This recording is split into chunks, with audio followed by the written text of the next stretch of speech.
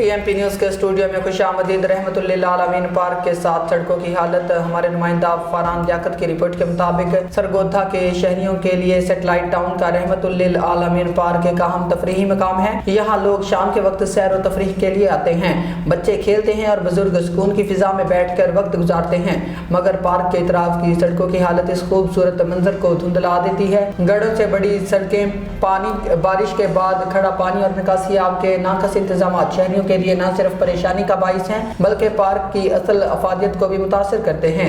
शहरियों का कहना है कि रहमतुल आलमीन जैसे बाबरकत नाम के साथ जुड़ा ये पार्क अपनी सड़कों की खस्ता हाली की वजह से इंतजामिया की गफलत का आईना है। वासा और बल्दिया सरगोधा की जिम्मेदारी है कि वो फौरी तौर पर इस इलाके की हालत बेहतर बनाए।